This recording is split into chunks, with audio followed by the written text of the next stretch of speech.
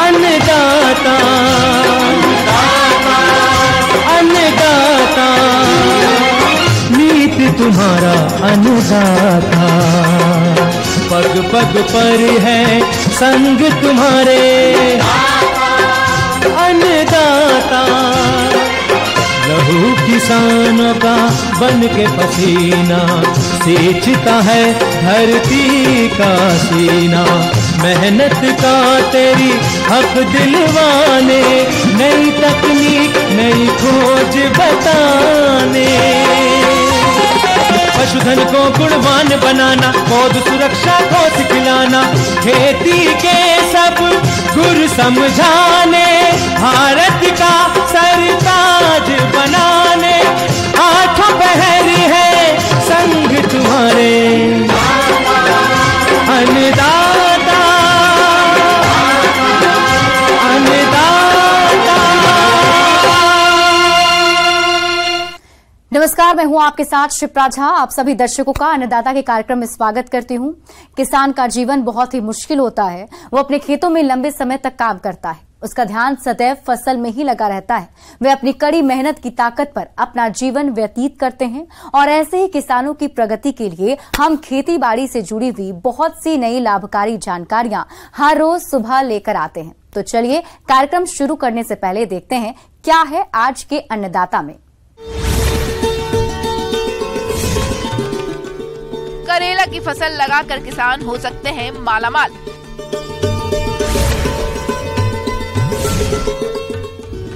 कटहल के नए बाग लगाने का सही तरीका।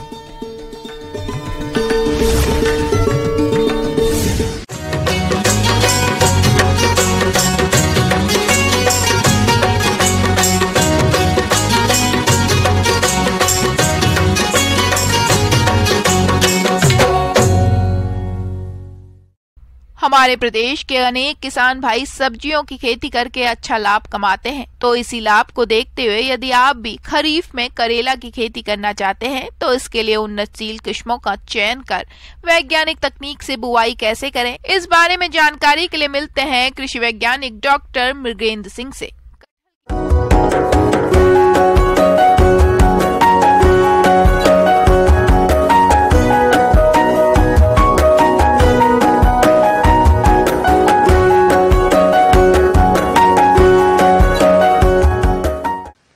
किसान भाई, आज हम बात करते हैं करेले की खेती की। करेला चूँकि खरीफ में और जायद में होने वाली बहुत अच्छी फसल है और इसकी कीमत भी अच्छी मिलती है और काफ़ी पसंद किया जाता है, खासकर अपने चाहे उत्तर भारत हो चाहे दक्षिण भारत हो। तो खरीफ में करेले की खेती का ये बोने का सबसे उपयुक्त समय है। किसी भी फसल के बेहतर उत्पादन के लिए किसान को उस फसल से संबंधित बीज, जलवायु, पानी, उर्वरक आदि के बारे में उपयुक्त जानकारी होना आवश्यक होता है। भारत में अधिकांश किसान करेले की फसल का उत्पादन एक साल में 2 बार करते हैं। जायद वाली फसल के लिए बोए जाने वाली करेले की किस्मों को जनवरी-फरवरी में बुआई करते हैं और बरसात में करेले की किस्मों की बुआई जून और जुलाई में करते हैं, जिसकी उपज दिसंबर तक मिल जाती है। जैसा कि आप लोगों को सब्जियों की खेती के बारे में पता है कि सब्जियों की खेती के लिए ऐसी भूमि का चयन किया जाता है जहां जल भराव की स्थिति ना हो, और दूसरा साथ में हमें ये देखना है कि जीवांश युक्त बढ़िया दोमट मिट्टी हो।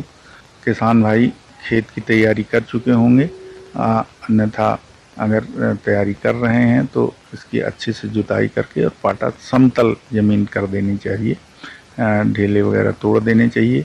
उर्वरक प्रबंधन में 200 से 250 quintal per hectare FYM, 200 kilo urea, उसकी आधी मात्रा बोते समय, और 300 किलोग्राम सुपर फास्फेट और 90 किलो म्यूरेट ऑफ पोटास डालना चाहिए। म्यूरेट ऑफ पोटास भी हम अगर चाहें तो 2 भागों में कर सकते हैं। एक अब लगाते समय थालों में लगा सकते हैं और आधी मात्रा उसकी वृद्धि काल में खास तौर से 1 महीने के बाद अगर डालें तो अच्छा रहेगा। यूरिया की बची हुई आधी मात्रा 30 दिन बाद, और जो 25% जो बचा हुआ है वो फूल आने के ठीक पहले हमको इसमें डालने की आवश्यकता होती है। जहाँ तक बात है तो करेले में बहुत तरह की किस्में हैं, जैसे आपका प्रिया है, कोयम्बटूर 1 है, आर का हरित है, पूसा विशेष है, पूसा 2 मौसमी है।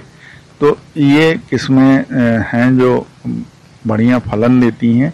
अगर हम इन किस्मों की बुवाई करते हैं तो हमें 150 से 250 क्विंटल पर हेक्टेयर के आसपास उपज हमें प्राप्त होती है। जैसा कि सामान्य रूप से कद्दू वर्गीय सब्जियों में सबसे कम बढ़ने वाला पौधा करेला ही है, तो इसमें हम उसी हिसाब से बीज की मात्रा रखते हैं जो 6 से 7 किलोग्राम पर हेक्टेयर के हिसाब से इसमें बीज लगता है। बीज लगाने के पहले हम आपको जो बात कर रहे हैं कि बीजोपचार आवश्यक रूप से करें।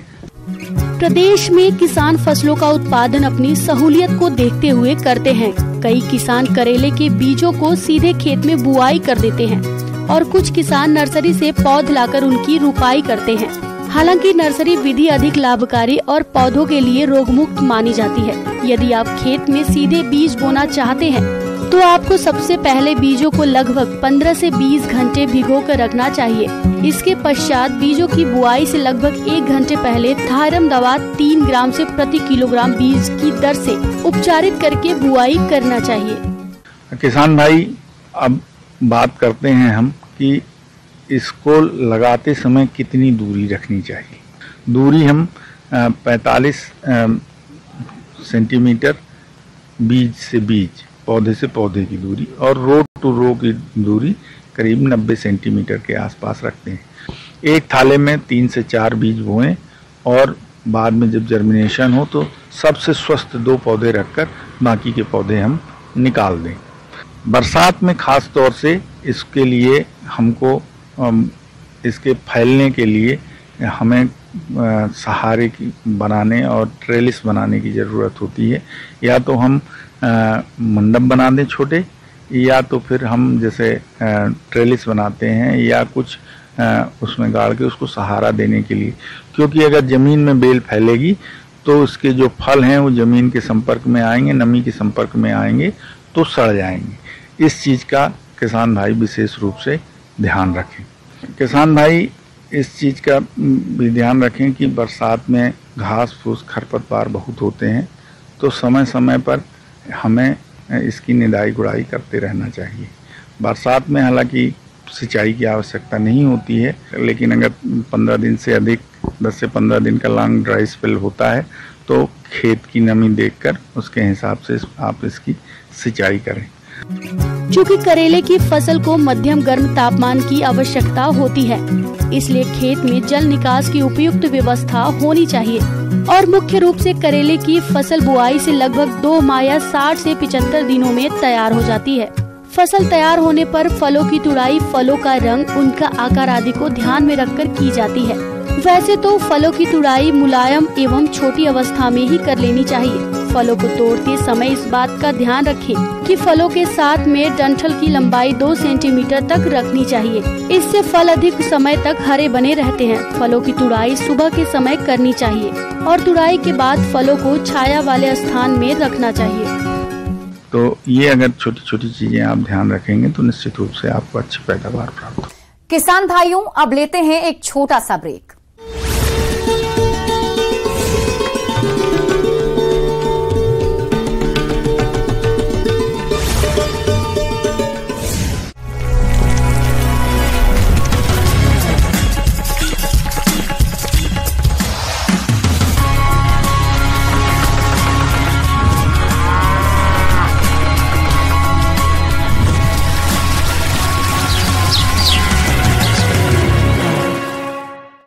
ब्रेक के बाद आप सभी दर्शकों का अन्नदाता में स्वागत है।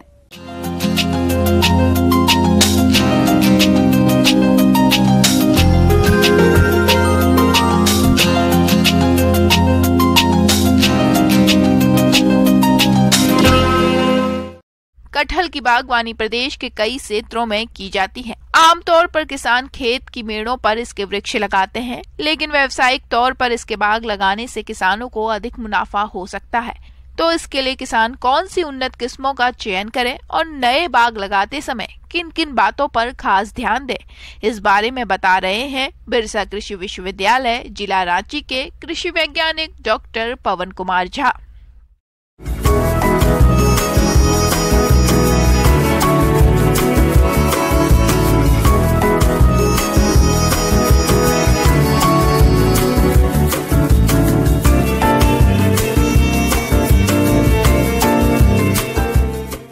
कटहल का लगाने का समय, पौधा लगाने का समय आ गया है।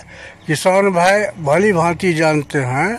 और कटहल जो है सो यहाँ बहुत अच्छी किस्म है कटहल का किस्म, जो झारखंड में बहुत प्रचलित है, जिसमें कि रोज सेंटेड है, दूसरा चेस 1, चेस 2, खजवा, गुलाबी, रसदार, ये सब कटहल की किस्में हैं। कि उनको गड्ढा का आकार जो है सो इसमें जो है सो 3 फीट रखना होगा, 3 फीट लंबा, 3 फीट चौड़ा और 3 फीट गहरा, ये उसका आकार रखना होगा।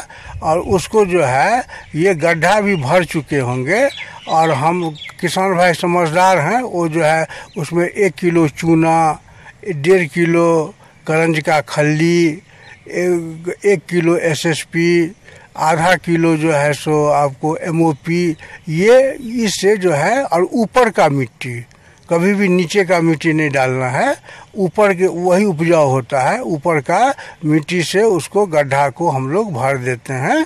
और भरने के बाद जो है सो कटहल जो है, वो भी कटहल जो है बीज से होता है या कल्यायन विधि से होता है ना, कल्यायन जो बडिंग से होता है, इस तरह से हम लोग उसका पौधा लगाते हैं। ये किस्म से बीज का विधि से या कल्यायन विधि से, कल्यायन विधि ही अच्छा होगा, कल्यायन विधि से हम लोग पौधा जो है सो उस गड्ढा में हम लोग लगा देते हैं। 10 मीटर की दूरी पर में कटहल का पौधा लगाना चाहिए। एक पौधा से दूसरा पौधा के बीच की दूरी 10 मीटर, और एक पंक्ति से दूसरे पंक्ति के बीच की दूरी भी 10 मीटर होनी चाहिए। जब गड्ढे की मिट्टी अच्छी तरह दब जाए तब उसके बीचों बीच में पौधे के पिंडी के आकार का गड्ढा बनाकर पौधा लगा दें। पौधा लगाने के बाद चारों तरफ से अच्छी तरह दबा दें और उसके चारों तरफ थल बनाकर पानी दें। यदि वर्षा न हो रही हो तो पौधों को हर तीसरे दिन 1 बाल्टी 15 लीटर पानी देने से पौधे की स्थापना अच्छी होती है। और लगाने के बाद जो है उसको जो है सो इसमें भी यही है कि जल का जो है ये जमाव नहीं होना चाहिए। जल का जमाव नहीं होना चाहिए, बिल्कुल नहीं होना चाहिए।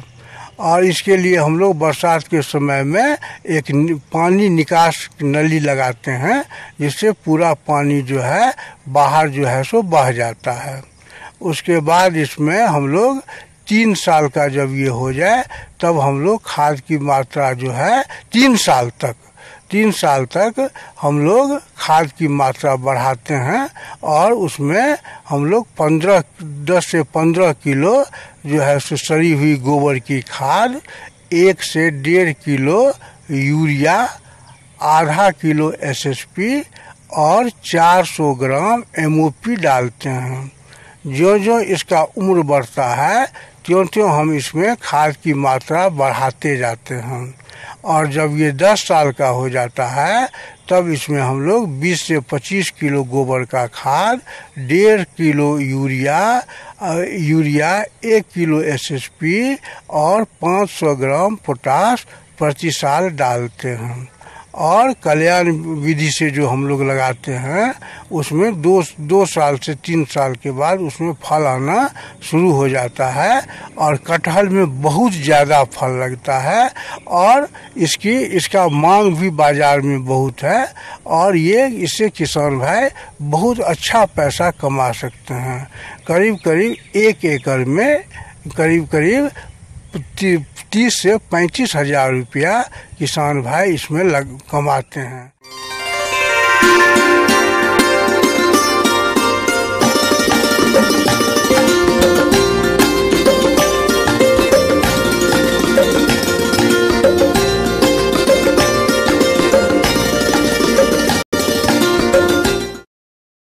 फूलों की बढ़ती बाजार मांग को देखते हुए प्रदेश में बहुत से किसान भाई गुलाब की खेती करने लगे हैं, लेकिन वे गुलाब के फूलों की अधिक पैदावार तभी प्राप्त कर सकते हैं जब गुलाब की फसल में किए जाने वाले कार्यों जैसे खरपतवार नियंत्रण, सिंचाई और कीट रोग नियंत्रण इत्यादि को सही समय पर उचित तरीके से करेंगे। तो आप इन सब कार्यों को कैसे करें, इसकी समस्त जानकारी दे रही हैं डॉक्टर आराधना कुमारी।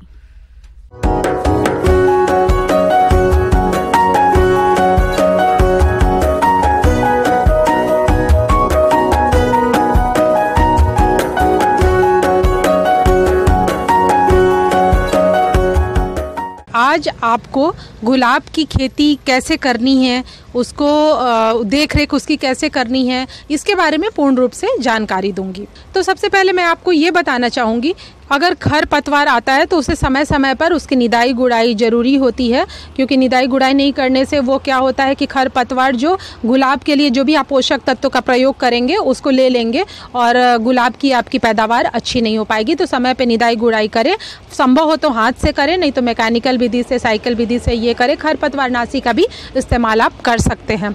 आजकल प्लास्टिक मल्च का भी बहुत इस्तेमाल किया जा रहा है। इसके लिए खेत में क्या करते हैं कि जो मिट्टी है उसको थोड़ा रेज्ड बेड ऊंचाई पे उठा देते हैं और उसके बाद प्लास्टिक मल्च लगा देते हैं, जिसके कारण प्लास्टिक बिछा देने के कारण होता है कि खर पतवार से जो नुकसान होता है, निदाई गुड़ाई ये सब की समस्या का समाधान हो जाता है। ये आपको नहीं करना पड़ता है। सिंचाई की बात करें तो ड्रिप, स्प्रिंकलर, माइक्रोजेट, बेसिन विधि से सिंचाई करते हैं और चूंकि ये व्यावसायिक फूल है तो इसके उत्पादन के लिए ड्रिप इरिगेशन और स्प्रिंकलर बहुत अच्छा माना जाता है। कम पानी जहाँ है वहाँ भी इसको आप लगा सकते हैं।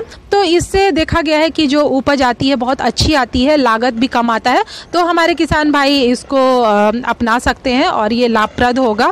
और इसके बाद क्या है कि जल निकासी की संपूर्ण व्यवस्था करें, नहीं तो गुलाब का फूल सड़ सकता है, उसके तने सड़ सकते हैं, जड़ों में पानी लग सकता है। तो निकासी की व्यवस्था करें।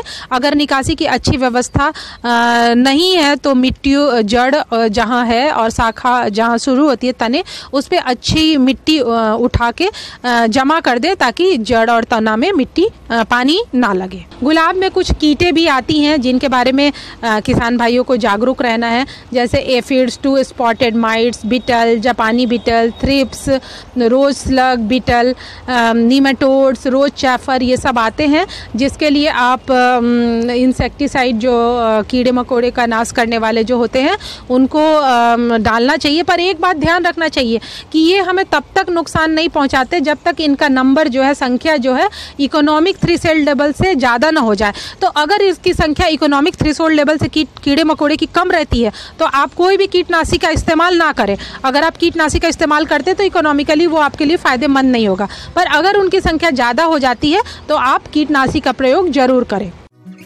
किसान भाइयों, गुलाब की फसल में रस चूसक कीट छोटे, गोल, हरे, गहरे हरे या काले रंग के होते हैं जो पौधे के कोमल भाग, शीर्ष कलियों और फूलों पर गुच्छों में चिपके रहते हैं तथा पौधों का रस चूसते रहते हैं, जिसके कारण पत्तियां सिकुड़ जाती है तथा फूल खराब हो जाते हैं। इनके नियंत्रण के लिए इमिडाक्लोप्रिड 1 मिलीलीटर दवा 3 लीटर पानी की दर से घोल बनाकर 10 से 15 दिन के अंतराल पर छिड़काव करें। किसान भाइयों, लाल मकड़ी 2 चित्तियों वाला स्पाइडर माइट बहुत ही छोटा या लगभग बिंदु के समान लाल रंग का होता है और पत्तियों के नीचे वाले भाग पर रहता है। यह पत्तियों एवं पौधों के कोमल भागों से रस चूसता है। नई शाखाओं में मकड़ी जाल पड़ना, कलिकाओं एवं फूलों का नुकसान, जिससे वे रंगहीन हो जाते हैं। पुष्पों का आकार बिगड़ जाता है। इस कीट की रोकथाम के लिए ओमाइट 2 मिलीलीटर दवा प्रति लीटर पानी के हिसाब से घोलकर छिड़काव करें। गुलाब में कुछ रोग भी आते हैं जैसे crown gall rot, black spot, powdery mildew, downy mildew, rust, anthracnose, grey mould, verticillium wilt, ये सब आते हैं। किसान भाइयों, डाईबैक रोग यह एक कवक जनित प्रमुख रोग है। ये पौधे के ऊपरी भाग से नीचे की ओर जाता है। सामान्यतः शाखाओं की कटाई के बाद कटे हुए स्थान से आगे बढ़ता है, जिसके कारण पौधे सूख जाते हैं। कवक के अलावा ये रोग उर्वरकों के अनुचित प्रयोग, अधिक सिंचाई, जल निकास की उचित व्यवस्था न होने से और प्रकाश के अभाव के कारण भी होता है। इसकी रोकथाम के लिए रोगग्रस्त शाखाओं को काटकर अलग कर दें। साथ ही कटे हुए भाग पर बोडो पेस्ट लगाएं और कॉपर ऑक्सीक्लोराइड 3 ग्राम दवा प्रति लीटर पानी की दर से फसल पर छिड़काव करना चाहिए। किसान भाइयों, भभूतिया रोग ये भी एक कवक जनित रोग है जो पौधे के सभी भागों पर सफेद चूर्ण के रूप में दिखाई देता है। तनों के साथ ही साथ कलियों पर भी रोग का प्रकोप होने पर फूल नहीं खिलते और पत्तियां झड़ने लगती है। इस रोग पर नियंत्रण पाने के लिए घुलनशील सल्फर 3 ग्राम को 1 लीटर पानी की दर से घोलकर छिड़काव करें। पत्ती धब्बा रोग ये गुलाब की फसल को बरसात के मौसम में अत्यधिक नुकसान पहुंचाते हैं। पीले भूरे से गहरे रंग के धब्बे पत्तियों और तने पर दिखाई देते हैं। रोगग्रस्त हिस्सा खराब होकर गिर जाता है। पत्तियों में छोटे छोटे छिद्र बन जाते हैं। इसकी रोकथाम के लिए रोगग्रस्त शाखा और पत्तियों को काट कर जला दें। साथ ही 10 से 15 दिन के अंतराल पर मैंकोजेब 2 ग्राम दवा का प्रति लीटर पानी की दर से घोल बनाकर 2 से 3 छिड़काव करें। एक बहुत महत्वपूर्ण बिंदु किसान भाइयों मैं बताना चाहूँगी कि कटिंग प्रूनिंग जिसको कहते हैं समय समय पर करते रहें, क्योंकि प्रूनिंग से क्या होता है कि नई शाखाएं निकलती है और उसमें फूल बहुत अच्छे आते हैं। तो अगर आप इन बातों का ध्यान रखते हैं तो निश्चित तौर पे मैं कहती हूँ कि आपको बहुत ही लाभप्रद आपके लिए सौदा होगा और आप गुलाब की खेती करना चाहेंगे। धन्यवाद। आगे और भी है खेती बाड़ी से जुड़ी हुई बहुत सी रोचक जानकारियां। यहाँ रुकेंगे एक और छोटे से ब्रेक के लिए।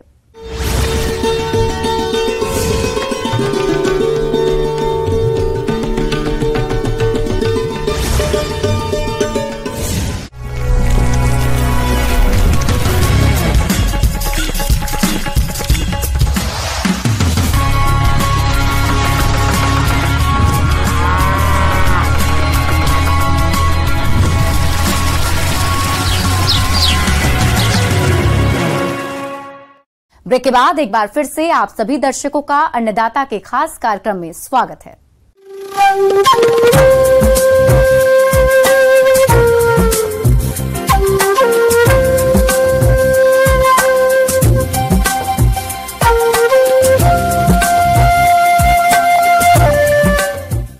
मौसम विभाग के रिपोर्ट पर साप्ताहिक कृषि सलाह इस प्रकार है।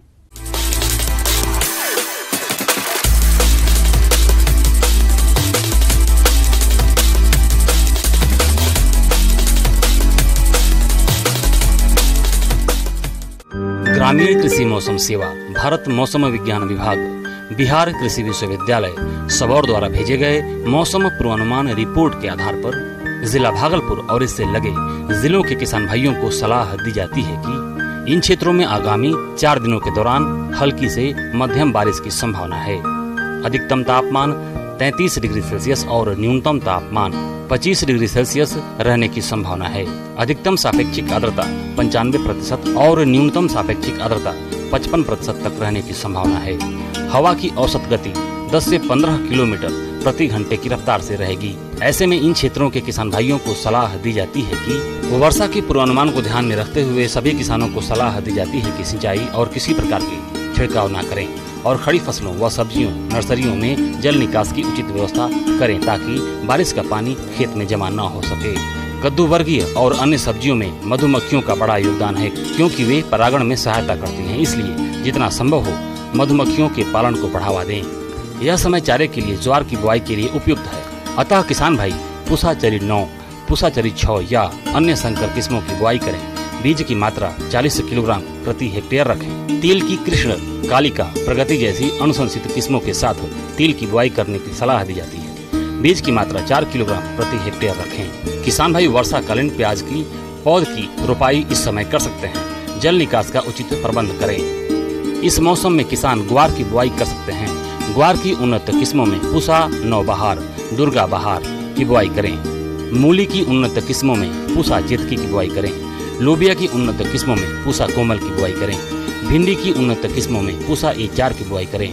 सेम की उन्नत किस्मों में पूसा सेम 2, पूसा सेम 3 की बुआई करें। पालक की उन्नत किस्मों में पूसा भारती की बुआई करें। चौलाई की उन्नत किस्मों में पूसा लाल चौलाई, पूसा किरण आदि की बुआई करें। बुआई ऊंची मेड़ों पर करें। बीज किसी प्रमाणित स्रोत से ही खरीदें। जल निकास का उचित प्रबंध करें। फसलों में कीटों की सुरक्षा के लिए किसान भाई प्रकाश प्रपंच का भी इस्तेमाल कर सकते हैं। इसके लिए एक प्लास्टिक के टब या किसी बड़े बर्तन में पानी और थोड़ा कीटनाशक दवाई मिलाकर एक बल्ब जलाकर रात में खेत के बीच रख दें। प्रकाश से कीट आकर्षित होकर उसी घोल पर गिरकर मर जाएंगे। इस प्रपंच से अनेक प्रकार के हानिकारक कीटों का नाश होगा। पशुओं को एंथ्रेक्स, ब्लैक क्वार्टर और गलघोंटू बीमारी से बचाने के लिए टीकाकरण किया जाना चाहिए। यदि पशुओं के लिए हरा चारा उपलब्ध नहीं हो तो उन्हें विटामिन ए का इंजेक्शन दिया जाना चाहिए। जिन किसानों की टमाटर, हरी मिर्च, बैंगन व अगेती फूलगोभी की पौध तैयार है, वे मौसम को मद्देनजर रखते हुए रोपाई मेड़ों पर करें।